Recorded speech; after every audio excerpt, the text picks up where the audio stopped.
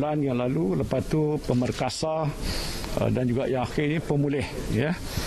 Ini bernilai 50 juta ringgit.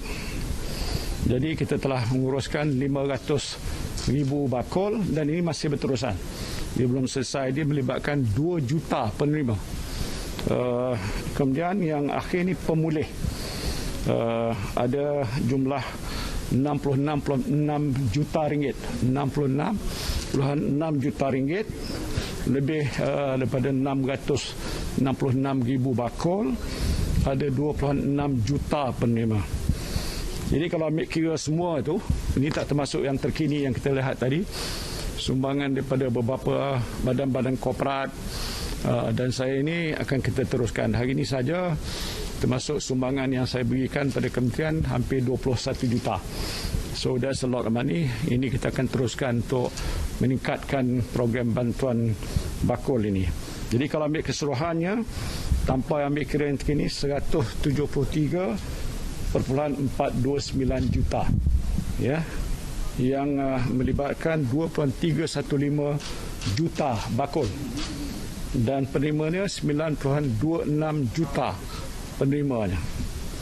Jadi ini adalah urusan yang telah pun kita laksanakan setakat ini, dan hari ini tadi telah pun kita sebutkan ada 21 juta dan ini akan tambah lagi 420,000 bakul, penerima 1.68 juta orang nanti.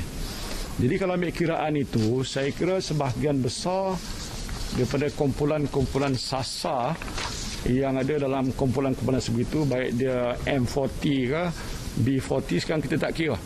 Kadang-kadang yang T20 pun ada yang terkesan, kerana dia tak boleh nak berniaga, dia berhenti kerja atau macam-macam lain. Semua ni kita sampai ke bantuan. Tak payah naik bendera putih ke hitam. Nak naik bendera biru tak apa. Maksud saya tadi, kita tahu di mana, dan di kementerian dia ada rekod. Dan saya dimaklum oleh Datuk Rina tadi, penerima itu akan menerima, dia akan catat masuk dalam dia punya akaun dia bahawa dia sudah terima.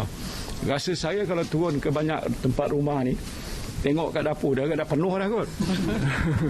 Tapi saya tak berkata itu, mengatakan bahawa semua dapat begitu. Jadi kita adakan sistem untuk mendaftar supaya pengagihan tu dibuat secara lebih adil dan saksama. Jadi jangan satu orang dapat 10 kotak, yang lain tak dapat kotak langsung. Tapi saya nak ucap terima kasih juga pada banyak badan-badan politik, baik daripada Perikatan Nasional dan lain lagi, NGO, badan-badan persatuan-persatuan yang saya turut berterusan. Jadi satu contoh terbaik di kalangan rakyat Malaysia yang sedar bahawa di zaman susah, kita sama-sama susah. Kita bantu siapa yang memerlukan, baik jiran ke baik di mana saja.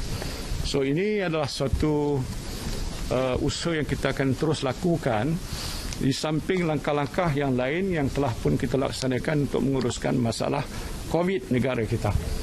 Dan alhamdulillah ada sedikit cahaya di hujung terowong kerana vaksinasi. Ini sebahagian besar dah vaksinasi kan. Yang terakhir hari itu saya mengumumkan lebih 421,000 sehari. Hari ini saya fikir mungkin boleh bertahan lagi. Dan fokus antara lain ialah kawasan iaitu Greater Klang Valley. Lepas ni nanti saya akan jumpa dengan tim itu, iaitu di Selangor, di Kuala Lumpur, di sebelah sebahagian Pahang, sebelah bahagian selatan Perak, utara Negeri Sembilan, yang kita lihat kes-kes masih tinggi. Tapi saya percaya dengan langkah-langkah tumpuan khusus untuk kawasan ini, maka kes COVID ini dapat kita uruskan baik. Tetapi yang juga agak baik ialah kerana proses vaksinasi bagi saya mengikut jadual. Dan kita harap dalam tempoh beberapa hari ke hadapan ini atau bulan ini dan bulan depan, pembekalan vaksin akan meningkat dan bertambah. Dan jadual yang kita telah unjurkan dalam Pelan Pemulihan Negara, iaitu sebelum akhir tahun, insya-Allah saya fikir sebahagian besar sudah pun dapat suntikan.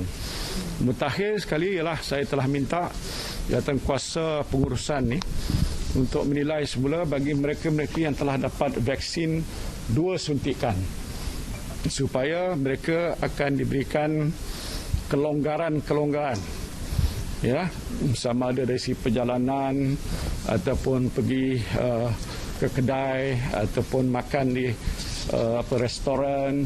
Ini petanda supaya kita nak menunjukkan bahawa sementara kita menguruskan COVID, maka kehidupan rakyat mungkin sedikit demi sedikit akan kembali seperti masa-masa yang lepas.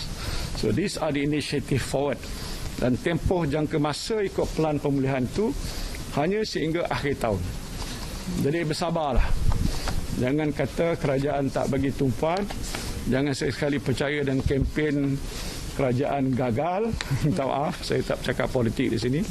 Tetapi yakin bahawa dengan kerjasama kita, pimpinan dalam kerajaan, swasta, rakyat jelata, NGO, kita boleh menang dalam hadapi perangan ini.